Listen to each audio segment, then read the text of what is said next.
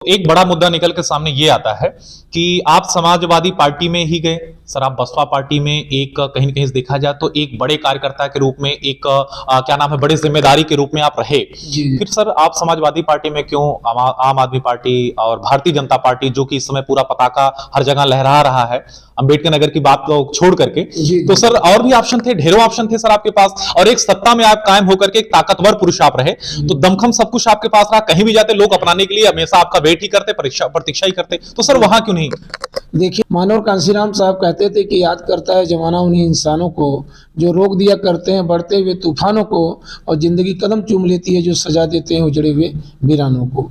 सभी महापुरुषों की फोटोज लगी है क्योंकि इन्हीं विचारों के बल पर हम लोग यहाँ तक पहुंचे हैं। अन्यथा त्रिभुवन जैसा गरीब झोपड़ी का बेटा यहाँ तक पहुंचने की बात छोड़िए, जो गांव सभा का प्रधान छोड़िए सदस्य का भी सपना नहीं देख सकता था। लेकिन इन्हीं महापुरुषों के संघर्षों के बदौलत हिंदुस्तान में कोई सदन नहीं बचा है जहां त्रिभुवन दत्त ना पहुंचा हो। 2007 से 12 तक बहन कुमारी मायावती जी की सरकार बनी जब, तो उसमें भी मैं विधायक था। और आप लोगों को मालूम होगा, मैं क्या बताऊं कि जितने पावरफुल मिनिस्टर नहीं थे उससे कई गुना पावरफुल त्रिभुवन दत्त था। अगर समाज में आप चला जाए, कोई कितना भी बड़ा विद्वान आदमी हो, बिना बताए फला आदमी अमुक बिरादरी का, मैं समझता आज तक दुनिया में कोई ऐसी मशीन नहीं बनी है। तो पेड़ पौधे में वो जाते नहीं बताते थे।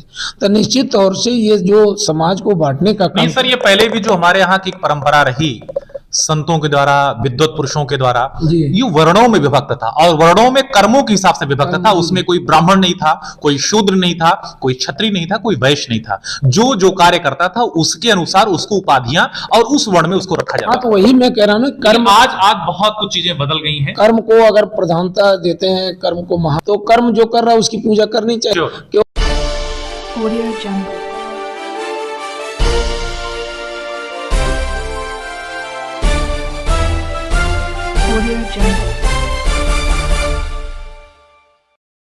नमस्कार दर्शकों, आप देख रहे हैं अभी समाचार टीवी और मैं हूं अभिषेक उपाध्याय। आज अंबेडकर नगर की एक बड़ी ही हस्ती, बड़े नामचीन चेहरे से आप सभी को मिलाने वाले हैं, उनसे बातचीत होने वाला है। यहाँ के अंबेडकर नगर के जनपद की अगर बात करें तो माननीय त्रिभुवन दत्त जी हैं जो हमारे साथ हैं, जिनसे वार्ता होना है।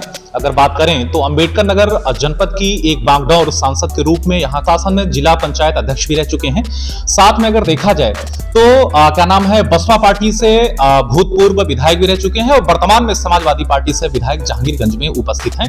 आज इनसे वार्ता करते हैं और जानते हैं आखिरकार ये जर्नी, यात्रा राजनीतिक कैसा रहा, सारा सब कुछ। सर मेरे चैनल में आपका बहुत बहुत स्वागत। धन्यवाद भाई अभिषेक उपाध्याय जी। सर अगर बात करें आपसे तो राजनीतिक ढंग का, तो कहीं न कहीं से अगर देखा जाए तो आप बसपा पार्टी में रह चुके हैं और बसपा पार्टी का सर कहीं कहीं से आप हो गए, माननीय रामचंद्र राजभर जी हो गए, आदरणीय लालजी वर्मा जी हो गए, ये सब कहीं न कहीं से एक पिलर्स रहे, एक स्तंभ रहे सर पार्टी के। तो सर पहला क्वेश्चन, क्योंकि जनमानस का भी है और मेरा भी है सर, एक जिज्ञासापूर्ण कि सर क्या ऐसा रहा कि फिर से आपको समाजवादी पार्टी में आना पड़ा? बहुजन समाज पार्टी का गठन माननीय कांसीराम साहब ने पार्टी बनाने से पहले जी बाम से DS4 BSP तीनों उन्होंने बनाया था। माननीय कांसीराम साहब बाबा साहब डॉक्टर भीमराव अंबेडकर जी के सपनों को लेकर के एक सामाजिक परिवर्तन का आंदोलन उन्होंने छेड़ा था जी। उनकी चाहत थी कि इस देश में दलितों, शोषितों, वंचितों जी, जो देश की आज़ादी के बाद बड़े पैमाने पर राजनीतिक हाशिए पे हैं, जिनको कोई हम एकजुट करके बाबा साहब डॉक्टर अम्बेडकर के अधिकार की बदौलत इस देश का हुक्मरान बनाने का सपना लेकर माननीय कांसीराम साहब चले थे जी। निश्चित तौर से जब वो सन 1978 में बनाया और समाज में जन जागरण कैडर प्रशिक्षण दी थे सन 1980-81 के दरमियान जी जी। माननीय कांसीराम साहब से फैजाबाद नरेंद्रालय में मुलाकात हुई और उनके विचारों को सुन करके हम लोग बहुत प्रभावित हुए। और उस समय बाम सेब थी और 81 में उन्होंने DS4 बनाया, दलित शोषित समाज संघर्ष समिति जी। उनकी एक चाहत थी कि इस समाज को इस देश का हुक्मरान बनाना है जी। लेकिन हुक्मरान बनाने के लिए पहले उन्होंने समाज को जागृत करने का बीड़ा उठाया और गैर राजनीतिक संगठन बाम सेब और DS4 को बनाया। DS4 बहुजन समाज पार्टी बनाया और हम लोग बाबा साहब का मिशन पूरा हो, बाबा साहब का जो सपना था वो साकार हो, तो उस सपने को लेकर के इस मिशन में जुड़ने का काम किया जी जी। और जुड़ कर में पूरे देश में 17 वर्षों तक जागृत जत्थे के माध्यम से भी समाज को जगाने का काम किया। हमारे जागृत जत्थे का नाम था इस धर्मनीत राजनीति के शिकार उर्फ हमारा हक। जी। ये समाज जो बहुजन समाज 98 में जी। जिला अध्यक्ष बनने का अवसर मिला, फिर 2000 में मुझे जिला पंचायत अध्यक्ष बनने का अवसर मिला, 2002 में देश की सबसे बड़ी पंचायत में सांसद बनने का अवसर मिला और हर पदों पर रह कर के मैंने समाज की निष्ठापूर्वक सेवा की, जिससे समाज में एक बड़ी चाहत मेरे प्रति लोगों के अंदर पैदा हुई और इसी चाहत को लेकर, समाज सेवा को लेकर के हमने समाज में अपना आंदोलन छेड़ने का काम किया। 2007 से 12 तक बहन कुमारी माइती जी की सरकार बनी जब, तो उसमें भी मैं विधायक था और आप लोगों को मालूम होगा, मैं क्या बताऊं जी।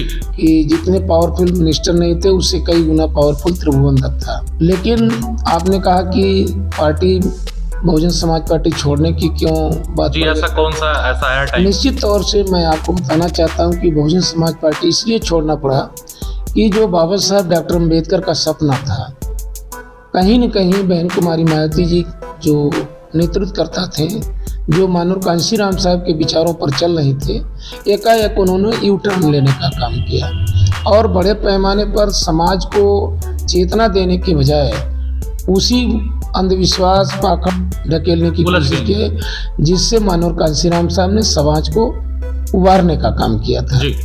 हम लोगों को ऐसा एहसास हुआ कि जो मानूर कांशीराम साहब नारा दिया करते थे, जितनी तैयारी उसकी उतनी भागीदारी।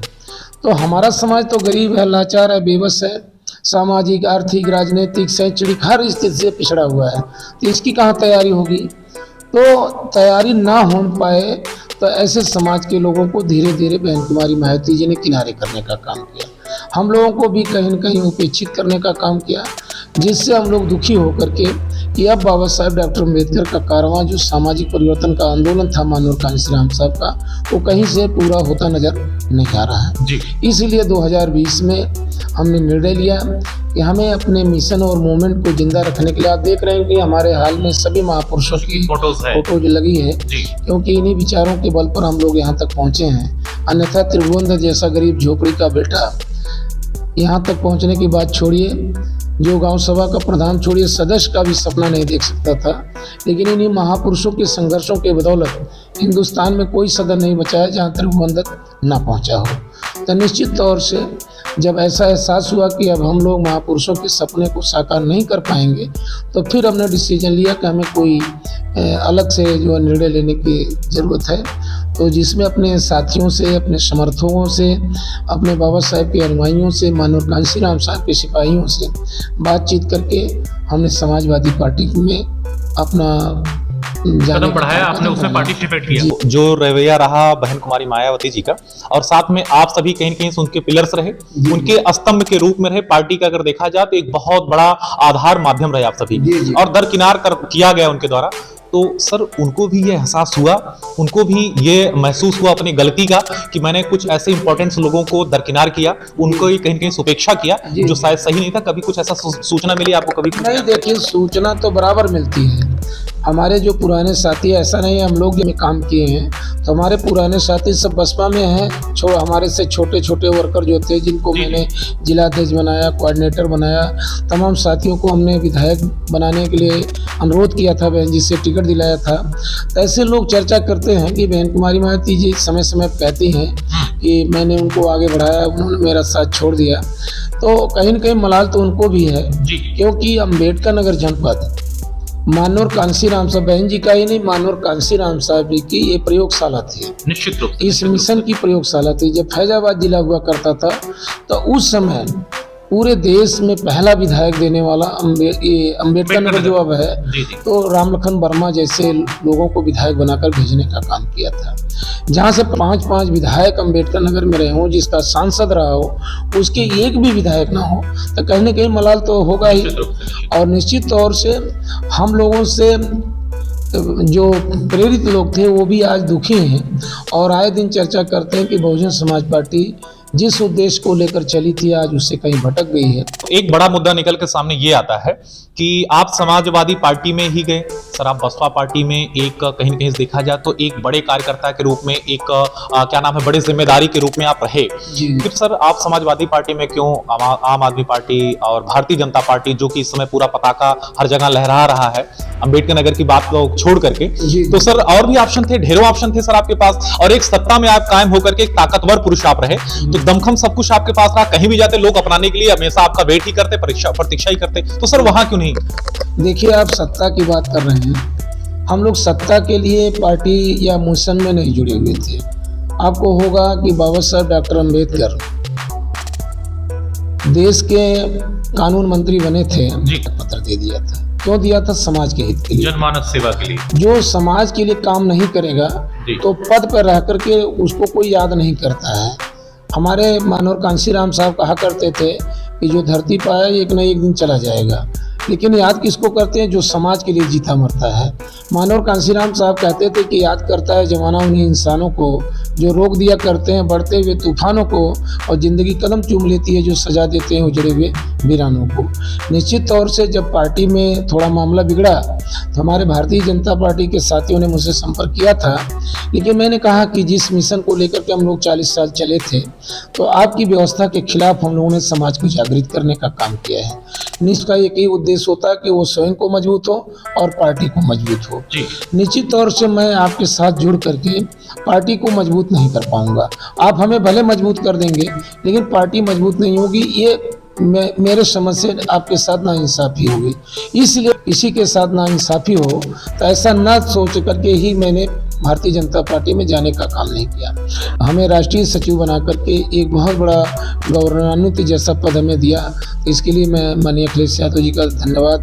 नहीं सर, धन्यवाद। अगर आप क्या नाम है वापस कर रहे हैं, तो अगर बात करें तो हम तो ठहरे सर मीडिया के मेंबर्स, कंडीशन अगर बात करें तो कहीं न कहीं से माननीय अखिलेश यादव का भी एक तरह से इस बात की जानकारी होगा, उनको भी इस चीज का ज्ञात है कि आपकी लोकप्रियता और आपका शायद वो हक रहा, तो इस नाते वो मिला। मुझे लगता है आपको देख करके बहुत ज्यादा कोई क्या नाम है एक लंबा एहसान नहीं किए हैं, शायद वो आप उसके पात्र रहे और वो आपके निजी तपस्या का ही परिणाम रहा। सर ठीक है जी। अगर बात करें सर आपसे अगली कड़ी में, सन कौन से ईयर्स में आप यहाँ के सर सांसद रह चुके हैं अम्बेडकर नगर के? हम 2002 में सांसद। सन 2000 से सन 2007 तक आप यहाँ के सांसद रह चुके हैं बसपा पार्टी से। सर उस समय का क्या नाम अम्बेडकर नगर और इस समय का इस टाइम का अम्बेडकर नगर, क्या कहना चाहेंगे सर? इतना हो सका इस जनपद का क्या नाम है बतौर सांसद रहते हुए आपने इसकी सेवा किया, और सर अब क्या स्थिति, क्या कहना चाहेंगे? देखिए, उस समय जो था समाज में समरसता था, भाईचारा था, और बगैर संसाधन के भी हम लोग निश्चित और समाज के आखिरी व्यक्ति तक पहुंचने में कामयाब हो जाते थे जी। और हर लोग भाईचारा प्रेम मोहब्बत के साथ हम लोग का सम्मान करते थे, हम लोग समाज का सम्मान करते थे। लेकिन आज जो वर्तमान भारतीय जनता पार्टी की सरकार है, इस सरकार में समाज के बीच में नफरत पैदा करने का काम किया जा रहा है। जातीयता के नाम पर, धर्म के नाम पर, मजहब के नाम पर समाज में एक वैमनस्यता जैसा भाव पैदा हो रहा है। निश्चित तौर से हमारे संतों गुरुओं महापुरुषों का कहना था कि समाज को जब तक भाईचारा के सूत्र में हम लोग नहीं बांधेंगे तो निश्चित तौर से जो महापुरुषों का सपना था वो साकार नहीं होगा। तब आज कहा जाए तो सही मायने में नफरत की चिड़िया बन गई है। आज आप देखें लूटी जा रही है, आज जो जाति के नाम पर न्याय अन्याय हो रहा है, तो इस तरह से आज जाति और धर्म के आधार के नाम पर जो कार्य चल रहे हैं, इससे समाज का बड़ा नुकसान हो रहा है। सर लेकिन प्रदेश में एक दावा है, एक चैलेंज है बहुत बड़ा कि गुंडागर्दी खत्म हो गई, लोग सुरक्षित हैं, सेफ हैं। पहले की अपेक्षा अब वो क्या नाम समस्याएं लोगों के पास नहीं है, वो दुर्लभ दंश से लोग अब वंचित हो गए। सर इस पे क्या कहना? देखिए, गुंडागर्दी जहाँ तक खत्म करने की आप बात कर रहे हैं, अभी आपको कल की ही घटना है कानपुर में जो घटना घटी है, जी। तो इसको आप क्या कहेंगे? ये अगर कुछ कमी आई है सर, या क्या नाम लगातार सर मतलब इसको आप क्या कहेंगे? भाई कुछ गुंडे करते थे, आज तो सरकारी तंत्र गुंडे कर रहा है। सरकारी तंत्र को इतना खुली छूट मिली हुई है कि चाहे जिसको मार दे, चाहे जिसको अपमानित कर दे, चाहे मिसयूज कर रहे हैं, तो इसके लिए तो दोषी सरकार ही तो होगी। सर आप भूतपूर्व पार्टी जिसमें रह चुके हैं, उसी सत्ता का अम्बेडकर नगर आज भी जिम्मेदारी पटका हुआ है सर। माननीय क्या नाम है, रितेश पांडे जी की तरफ मेरा इशारा है, वर्तमान सांसद हैं, इस समय जनसंपर्क यात्रा एक चला रहे हैं, लोगों से मिल रहे हैं और शायद वो 5 मार्च तक लगातार चलेंगे। सर यहाँ की सड़कों के बारे में क्या कहना चाहेंगे? लोगों की सुविधाओं में एक सबसे क्या नाम है खास इंपॉर्टेंट चीज है, वो है सड़क। सर अम्बेडकर नगर की पहले के अपेक्षा अब सड़कें कैसी हैं? देखिए, पहले जो सड़कें थी बहुत अच्छी थी। जब हम लोग 2007 से 12 में सत्ता में थे तो अम्बेडकर नगर का लिए जो बहन जी का सपना था कि एक आदर्श जिला बनेगा, तो आदर्श जिला दिखाई पड़ता था। आज मैं समझता हूँ कि चाहे बहुजन समाज पार्टी की सरकार में या समाजवादी पार्टी की सरकार में, हम तो आम मीटिंगों में भी बोला करते हैं, जो सड़कें बनी इस गवर्नमेंट में उसकी मरम्मत भी नहीं हो पाई। हमारे लोक निर्माण मंत्री जब केशव प्रसाद मौर्य जी थे या जितिन प्रसाद नारा देते हैं, लेकिन एक भी गड्ढा कहीं मुक्त नहीं हुआ। सर आज भी अम्बेडकर नगर में अल्तफातगंज रोड चले जाइए, पहला चीज आप गोसाईगंज तक चले जाइए, मालीपुर तक चले जाइए, तो सर बिल्कुल हताहत है सड़कें। दर्जनों सड़कें इस तरह की हैं जहां पर चलना दुर्लभ हो गया है। निश्चित तौर से सरकार से हमारी मांग है कि जब आप सबका साथ सबका विकास का नारा देते हैं तो अम्बेडकर नगर कहीं आपसे छूता नहीं होना चाहिए। अम्बेडकर नगर जनपद का भी विकास पूर्ण रूप से होना चाहिए। अगर आप ये सोचते हैं कि भाई वहाँ विधायक समाजवादी पार्टी की इसलिए उपेक्षा की जाए तो ये अच्छी बात नहीं है। ये जनता समाजवादी का नहीं है, जनता सबका है, जनता सबकी है, जनता जनार्दन जी। सर लगभग उम्र कितनी है आपकी? मेरी उम्र इस समय 58 साल है लगभग। 58 वर्ष के आप हैं सर, और लगातार आम जनमानस के बीच में बने रहते हैं, उनसे जनसंपर्क करते रहते हैं, लोगों की समस्याएं सुनते रहते हैं। तो सर इसके पीछे का क्या राज है, क्या रहस्य है? माने कौन सी ऐसी ललक है या फिर कौन सा ऐसा उद्देश्य या कोई स्वार्थ है? सर क्या कहना चाहेंगे? देखिए, स्वार्थ तो यही है। मैंने आपको बताया कि शुरुआती दौर में भी जब हम लोग मिशन में जुड़े तो बाबा साहब डॉक्टर अम्बेडकर जो भारत देश में दुनिया के नंबर 1 के विद्वान थे, जो इस गरीबों को इस देश में समता सुतना और अम्बेडकर का सपना अभी तक पूरा नहीं हो पाया है। उतना हम काम कर रहे हैं और उसी ललक के साथ ना हम लोगों को थकान लगती है, ना भूख लगती है, ना प्यास लगती है। जो उत्साह आज के 25-30 साल वर्ष पहले था, आज भी उसी उत्साह के साथ समाज के बीच में हम लोग जागरूकता फैलाने का काम कर रहे हैं। बात करें अम्बेडकर नगर में तो सही रूप से अगर देखा जाए तो यहाँ के बतौर एक जिम्मेदार आप रह चुके हैं। सर क्या क्या ऐसा नीड है यहाँ पे, क्या ऐसा जरूरत है जो अम्बेडकर नगर में नहीं है और होना चाहिए? सर यहाँ के जनमानस उस सुविधाओं से, उस संसाधन में शायद वंचित हैं, उनको नहीं मिल पाए। देखिए, सुविधाएं जहाँ तक है, बहुजन समाज पार्टी की सरकार में 2007 से 12 तक तमाम ऐसी सुविधाएं इस क्षेत्र में हम लोगों के आवेदन पर, मांग पर हुए थे। मैं केवल इतना चाहता हूं कि कोई जहां समाज को बड़ी आवश्यकता है, केवल यही आवश्यकता है कि जितनी संस्थाएं हैं उसको सुचारू रूप से संचालित करने का काम यह सरकार करे, तो मैं समझता हूं किसी चीज़ की जरूरत नहीं पड़ेगी। यहाँ कृषि इंजीनियरिंग कॉलेज है, आपका देखिए मेडिकल कॉलेज है, आपका संयुक्त चिकित्सालय है और ओवर ब्रिज है, तमाम ऐसे कार्य हुए हैं। लेकिन आज मेडिकल की हालत बहुत बदतर है। आज लोग वहाँ जाने से कतराते हैं, प्राइवेट अस्पतालों में भाग जाते हैं और जहाँ पर शासन मतलब प्राइवेट अस्पतालों में समाज का बड़ा भारी शोषण होता है। निश्चित तौर से सरकार से मेरी मांग है। अब आपको मैं बताऊँ, मेरे विपुर में एक गाँव तिहाईपुर है, वहाँ 8 करोड़ की लागत से अस्पताल बना हुआ है, लेकिन आज तक वहाँ पर कोई डॉक्टर नहीं है। अब बताइए, वो 8 करोड़ लगाने से क्या फायदा हुआ? सरकार को चाहिए कि इन सब कार्यों पर ध्यान दे और निश्चित तौर से वहाँ स्टाफ की नियुक्ति करे, अच्छे डॉक्टरों की नियुक्ति करे, जिससे पूर्वांचल के गरीब समाज के लोगों का भी भला हो सके। ये मेरी चाहत है। सर जहाँ के जहांगीरगंज अगर बात किया जाए तो क्या नाम है, वहाँ आलापुर विधानसभा पहले रहा है, जहांगीरगंज मौके हुआ है। अनीता कमल जी वहाँ विधायक रह चुके हैं भारतीय जनता पार्टी से, वर्तमान में विधायक आप हैं। सर ऐसा कौन कौन सा कार्य वहाँ आपने शुरुआत कराया जो संसाधन नहीं था और आपने वहाँ पे प्रारंभ कराया? देखिए, इस समय तो बड़े पैमाने पर हमने अपने विधायक निधि से जो शिक्षा सबसे बड़ा हथियार बाबा साहब ने दिया था, शिक्षा को बढ़ाने के लिए तमाम लोगों को आर्थिक मदद करने का काम किया और संपर्क मार्ग जो गाँव में बहुत टूटे फूटे थे, जहाँ आने के लिए कोई रास्ते नहीं थे, वहाँ अपने विधायक निधि से तमाम सड़कें हमने देने का काम किया, जिसका उद्घाटन भी समय समय पर चल रहा है। और जब पिछला सत्र चला और तेदुआई कला में जो अस्पताल संचालित नहीं थे तो उसको चलाने के लिए क्वेश्चन उठाने का काम किया था। हमारी सरकार से एक मांग है कि जो हमारे विधायक रहते हुए फायर ब्रिगेड बनाने का काम हुआ था अश्ती आलापुर में, वो भी सुचारू रूप से संचालित नहीं है। आदर्श इंटर कॉलेज हमने बनवाया था। आप तेदुआई कला में बच्चियों के लिए इंटर कॉलेज GGIC बनवाने का काम किया। आज वहाँ स्टाफ की बहुत बड़ी पैमाने पर कमी है, तो सरकार को इस तरफ ध्यान देना चाहिए, मेरी ये पुरजोर मांग है। और अब की बार भी 20 तारीख से जब सदन चलेगा तो मैं उसमें भी इस बात को पुरजोर ढंग से उठाने का काम करूँगा। मेरे जितना सीमित संसाधन है, सरकार होता तो बड़े पैमाने पर विकास होता, लेकिन सीमित संसाधन के बदौलत भी आलापुर का चौमुखी विकास करने की तमन्ना लेकर मैं चल रहा हूँ। जाए तो जो वीडियो क्लिप चल रहा है क्या नाम है, कहीं न कहीं से अगर देखा जाए तो आपके पूरा अम्बेडकर नगर जनपद, हो सके पूरा प्रदेश और देश भी देखे, क्या कहना चाहेंगे सर हमारे चैनल के माध्यम से अपने नगरवासी को और जनपदवासी को आप? देखिए, हम तो यही कहना चाहेंगे कि निश्चित तौर से पूरे देशवासियों, प्रदेशवासियों और अम्बेडकर नगर जनपद के वासियों से मैं चाहूँगा कि आज समाज में सबसे बड़ी ज़रूरत है समरसता, भाईचारे की, जिसकी बड़े पैमाने पर कमी हो रही है, चाहे वो शासन। समाज से मैं अपील करूँगा कि प्रभु ने जब इस संसार की संरचना की तो यहाँ जात पात नहीं बनाया है, मानव बनाया है। स्त्री और पुरुष 2 जातियाँ हैं, जातियों में विभेद पैदा करके समान महापुरुषों, संतों और वैज्ञानिकों या विद्वानों के विचारों के मनुष्य संपदा का ये अपराध किया जा रहा है। ये विपरीत काम हो रहा है, इसको खत्म करके उन्हें जो है समरसता, भाईचारा बना करके भारत देश को एक समृद्ध राष्ट्र बनाने का काम करें। ऐसी मैं अपील पूरे प्रदेश और देशवासियों से करना चाहता हूँ। हमें ऊंच नीच के भेदभाव में समाज को बांटने का काम नहीं करना चाहिए, समाज को एक सूत्र में बांधने का काम। हमने पुस्तक में पढ़ा है, बढ़ गई जी, बिल्कुल। लेकिन अगर समाज में आप चला जाए, कोई कितना भी बड़ा विद्वान आदमी हो, बिना बताए फला आदमी, अमुक बिरादरी का है, मैं समझता आज तक दुनिया में कोई ऐसी मशीन नहीं बनी है। तो पेड़ पौधे में वो जाते नहीं बताते थे।